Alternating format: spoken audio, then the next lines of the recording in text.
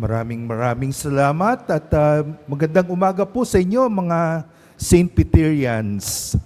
Monday morning at ito ang ikatlong linggo ng atin pong Adbyento gaya ng ating ipinanalangin. And itong araw na ito is also, the beginning of the 9-day novena for Christmas. Kaya siguro maganda na sa ating pong talakayan at ating pong sharing ngayong umaga, let me be able to explain to you ano ba ang kahulugan, pinagmulan, kahalagahan netong 9-day Christmas novena na kung tawagin po natin siyempre ay simbang gabi o Misa de Gallo. No? Kanina sa Ebanghelyo, narinig natin kung paano ang Panginoon ay tinatanong ano ang pinagmulan, ano ang origin niya. Maganda rin pag-usapan natin ano rin ang origin netong pong ating ginagawang 9-day Christmas novena. Kayo ba ay nagsimbang gabi, kagabi, o nagsimbang umaga kanina sa Misa de Gallo? Unang-una siguro po, magandang tanungin natin, bakit ba kailangan 9 na araw? Yan. Kahit saan, kapag merong panalangin ang simbahan para sa isang napakahalagang okasyon, it is always 9 days. Palagi. Novem, Latin for 9, kaya novena. Now, saan nanggaling yung pagnonovena na yan? Kahit sa mga namamatay, nagpapasyam tayo. Alam niyo po, very interesting, ang novena pala, nagsimula mismo sa debosyon sa Holy Spirit. The first novena, the very first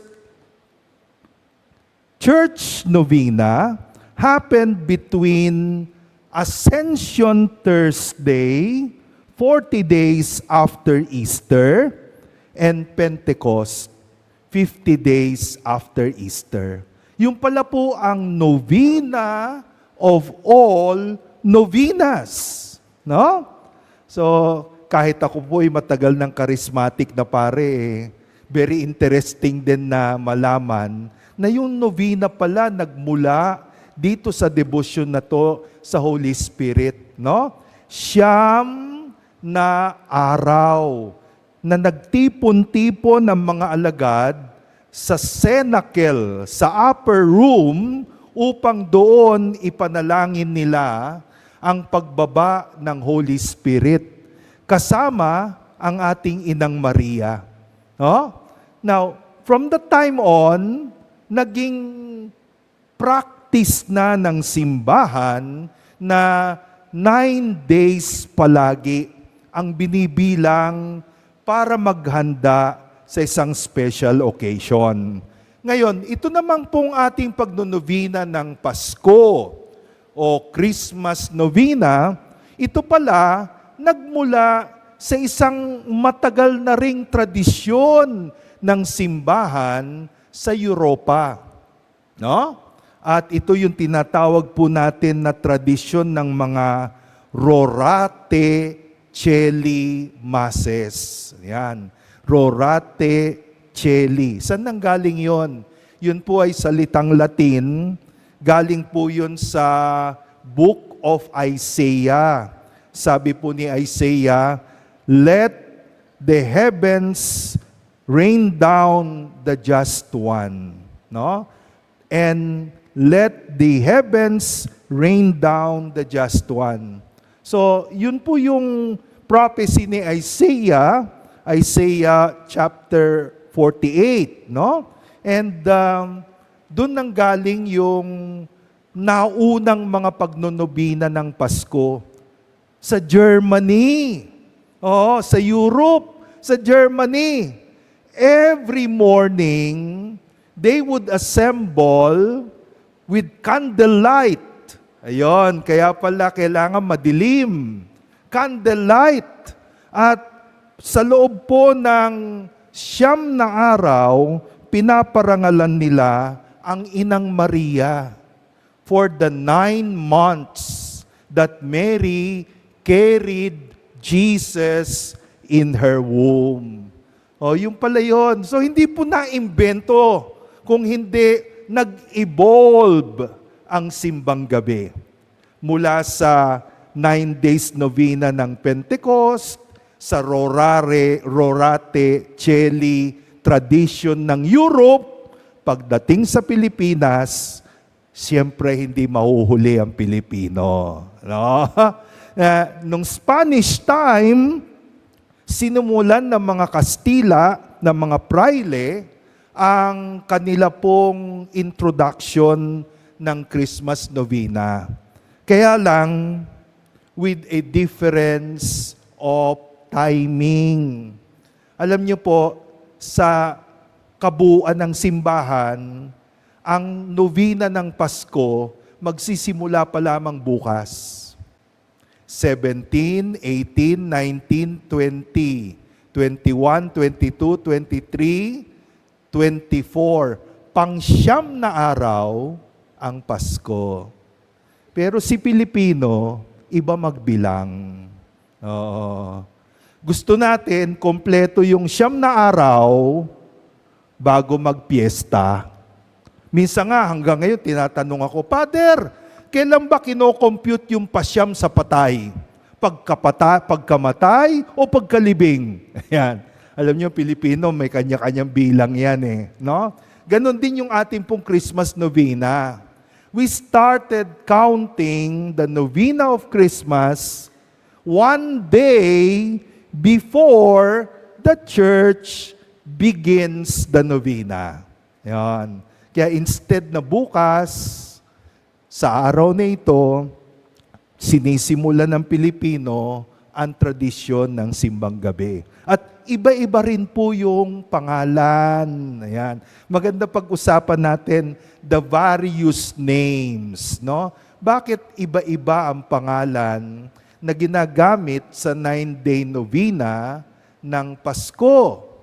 Well, unang-una, depende po yan sa oras. Sa Central Luzon, lalo-lalo na sa Pampanga, kanilang nakaugalian na ang nobena ng Pasko, ginagawa nila sa pamamagitan ng pagpupuyat sa gabi. Kaya ang tawag nila doon, simbang bengi. No? Simbang bengi. Oh, hindi bingi, ha? No? Bengi. Kapampangan eh. Oh? So, simbang gabi. Sa gabi sila nagpupuyat. Ang karamihan naman sa Pilipinas, ang gamit ay Misa de Gallo. Gising sa umaga. Yung bang unang tilaok ng manok, no? Alam niyo yung manok sa Espanyol, gallo. Ano? Gallo. Kaya yung mahabang upuan dun sa sala, kung saan pwedeng itago yung pansabong, ang tawag po doon galerina, yung upuan na mahaba. No? So, Misa de Gallo. Sa umaga, Misa de Gallo. Sa gabi, simbang gabi. Pero noong 1970, nauso na buong Pilipinas, meron na simbang gabi dahil sa martial law. Oh, hindi makakalabas ng alas 4 ng umaga, kaya lahat po ng novena masses ng martial law time, ginawa sa gabi. Simbang gabi. Yan, ano? Pero whatever it is, whether ito po ay gabi o umaga, anong mahalaga? Walang dayaan, 9 na araw. Yung iba kasi gusto mag-appear first day. Tapos middle, katapos nung Pasko na. Ganun yung ginagawa ng iba no? Parang color coding. Hindi po, 9 na araw dapat. And bakit tayo nag, nag-o-offer ng siyam na araw. Ang tawag po dito ay Misa de Aguinaldo. Ayan, ano? Di ba? Usong-uso yung nagbibigay ng spiritual bouquet kung merong may birthday. O wala akong mabibigay sa iyo, prayers na lang. 5 rosaries. Yan. 10 masses. No. So ganun din, ang ginagawa natin bago magpasko, ino-offer po natin yung siyam na araw na misa bilang aguinaldo. Regalo. No? Regalo kay Jesus at kay Maria. No? Sa kanilang naging mahalagang regalo din sa atin, ang regalo ng ating kaligtasan. No? Now, sa lahat po ng siyam na araw ng simbang gabi, Misa de Gallo o Misa de Aguinaldo, ang pinakatuktok crown ng 9 days na yan ay yung December 20. Ang December 20, yan po ang 5th day. At ang tawag nila sa nobena ng 5th day ng simbang gabi o Misa de Gallo ay Misa Aurea. Ayan, ano? Misa Aurea or the Golden Mass. Bakit Golden Mass? Kasi po, dito ay maririnig natin ang kwento ng pagsisimula ng Pasko sa sinapupunan ni Maria. Kung saan sinabi ng anghel, the Holy Spirit will come upon you, the power of the Most High will overshadow you, at si Maria nagsimulang dalhin sa sinapupunan ang Kristong nagkatawan tao. Ayan, ano? So, kaya po Golden Mass, yung December 20. No? Yung ibang mga mas mamalalim mag-isip, ang tawag dyan sa December 20 na misa ay Proto-Pentecost. Ayan. Parang prototype. Ganon, ano? Proto-Pentecost. Bakit? Kasi nangyari sa Pentecost, bumaba ang Holy Spirit kasama ang Holy Spirit sa pananalangin ni Mary at ng mga alagad. Pero sa Annunciation, bumaba ang Holy Spirit kay Mary. Kaya yun ang naging prototype. Naalala ko po yung palaging sinasabi ng isang charismatic leader, si Brother Cadio, no? Tamayo, sabi niya, paano mo i-explain ang pagdating ni Jesus? Sabi niya, simple lang. Holy Spirit plus Mary equals Jesus. Holy Spirit, God, plus Mary, human being, equals Jesus, who is God and man at the same time. Di po ba? Yun po yung kwento ng incarnation. Kaya napakahalaga na sa simbang gabi, ang atin pong parangal, higit sa lahat, ay sa Inang Maria. Yan. Whatever it is, si Inang Maria ang sentro ng simbang gabi. Kaya nga mapansin ninyo, hindi po violet ang suot ng pare pag simbang gabi. Puti. Yung ibang pare, ayaw nga ng puti. Blue. To honor the Blessed Mother who carried Jesus in her womb. No? Now, another thing about our simbang gabi or 9-day preparation for Christmas, alam ko po kayong mga Pilipino, tayo mga Pilipino, mahilig sa mga teleserye. Di ba? Oh, diyan nagpupuyat yung marami. No, naubos nila lahat ng Korean telenovela, ngayon mga Chinese naman ang binabanatan. No? Overtime hanggang alas 4 ng umaga. No? No. Alam niyo po, ang mahalaga sa Christmas novena ay yung liturgy of the Word, yung salita ng Diyos. At sa pamagitan ng salita ng Diyos na ating maririnig one day after another, binubuo ang serye ng kwento ng Pasko. No?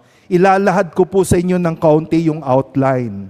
Halimbawa, kanina, December 16, ang gospel ay tungkol kay Jesus na inintroduce ni John the Baptist. Yan ang gospel ng December 16. December 17, ang gospel naman ay tungkol sa sa genealogy, ancestry of Jesus.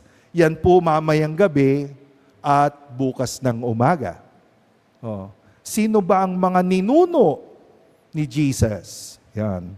December 18, ang kwento naman ay tungkol sa pagpapaliwanag ng anghel kay Jose. Bakit nagbuntis si Maria? No? Kailangan malaman ni Jose yun. And the angel appeared to Joseph, at yung pong kwentong yan ang tampok na ebanghelyo ng ikatlong araw ng nobena. December 18. Si Joseph ang magiging legal father ni Jesus. Sapagkat ang tunay na father ay si God the Father through the Holy Spirit. Kaya nga po ang tawag kay Jose sa wikang Latin nung araw ay Pater Putativa. Yan. Nung araw nagtataka ako, bakit sino dito may pangalang Jose? Jose, Josepino, wala. Joseph, yan, mas modern. Anong palayaw nyo? Ngayon, mga modern na yan eh. Joey, gaya. Pero nung araw, listen, nung araw, kapag ang pangalan mo'y Jose, ang nickname ay Pepe. Pepe. Saan galing yung Pepe? Galing yan dyan sa December 18 na kwento. Si Jose ay legal father. At sa wikang Latin, legal father is pater putativa. Putative father. Anything about the law, liability or asset, putative kay Jose. Si Jose ang legal father.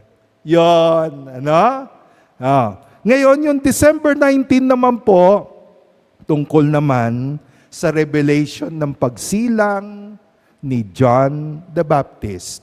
At ito naman ay kwento ni Zechariah. Yon. Remember, si Zechariah at si Elizabeth, matagal na walang anak, na-expire na. Ngayon, sabi ng angel, expired na, pero may mabubuo pa rin. So, yun po yung December 19. December 20 is the announcement, of course, to the Blessed Mother, the Golden Mass. The Golden Mass. Missa Aurea. Mary saying, I am the handmaid of the Lord. Let it be done to me. Fiat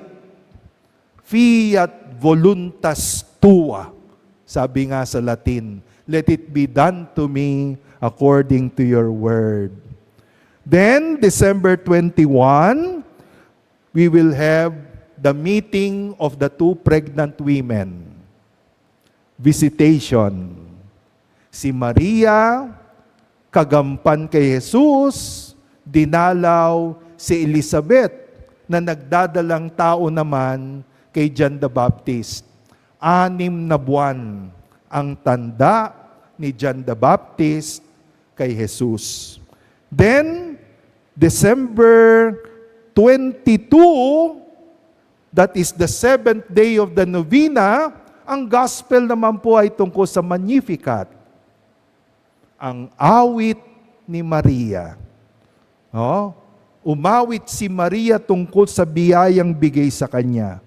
And then, December 23, the 8th day of the Novena, ang kwento naman po ay tungkol sa pagsilang ni Juan Bautista.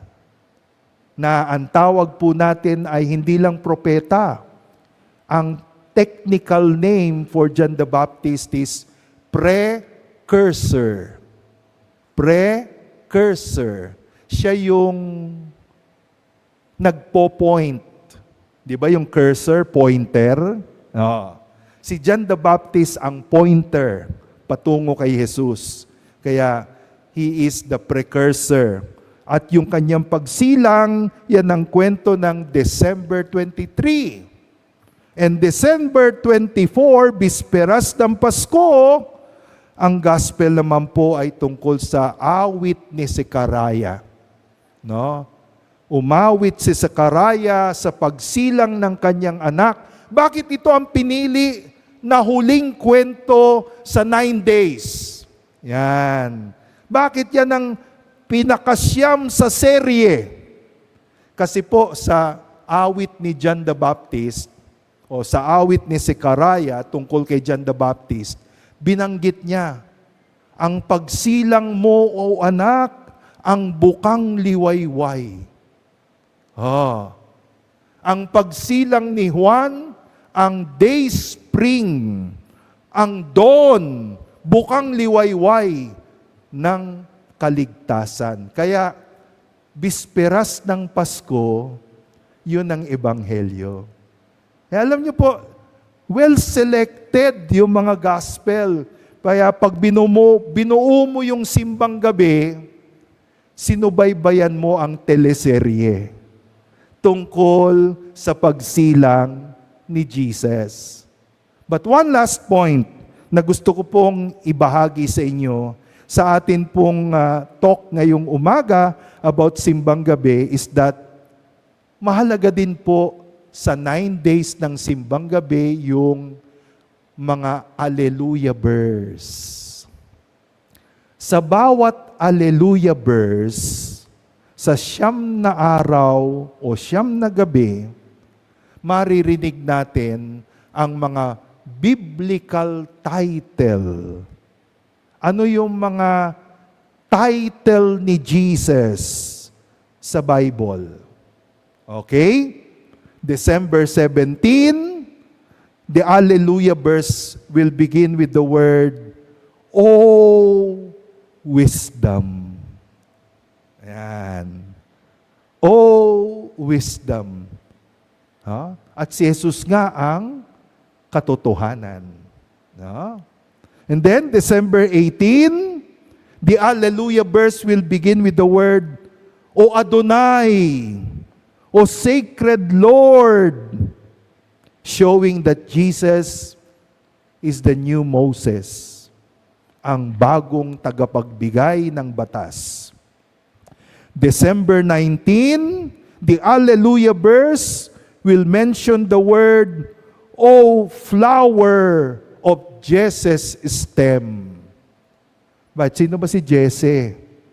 Si Jesse po ang tatay ni Haring David. So, si Jesus ang kaganapan, fulfillment ng pangako sa Haring David. Okay?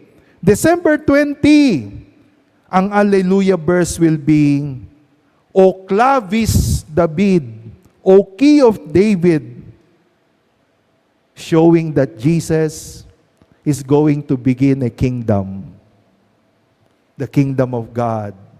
Not just the kingdom of David, the kingdom of the Father. December 21 will open, the Alleluia will open with the words, O Emmanuel. Yan. 22, O King of all nations. Si Jesus, hindi lang para sa mga Hudyo. Jesus is King of all. December 23 will begin with the words, O keystone of the church, sa Alleluia. No, nagpapakita na ito ang magiging misyon ni Jesus. Isinilang siya upang simulan ang simbahan. And then, sa mismong bisperas ng Pasko, December 24, the Alleluia verse will have the words, O radiant dawn, O maningning na bukang liwayway. Well, because Jesus is the new beginning, the new creation.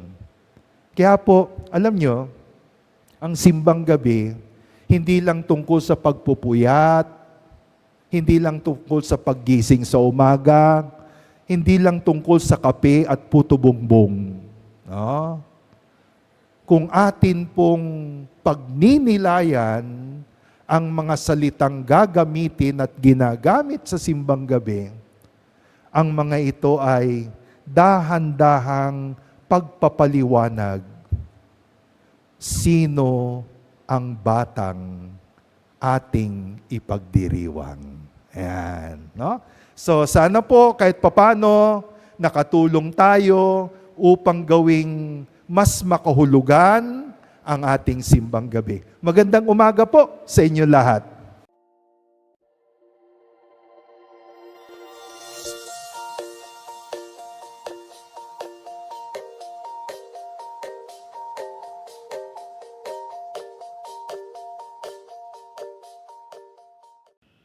God is good all the time. Thank you for joining us today. View our past broadcasts on our Facebook page, St. Peter Community, and subscribe our YouTube channel. Like, share, and hit the bell.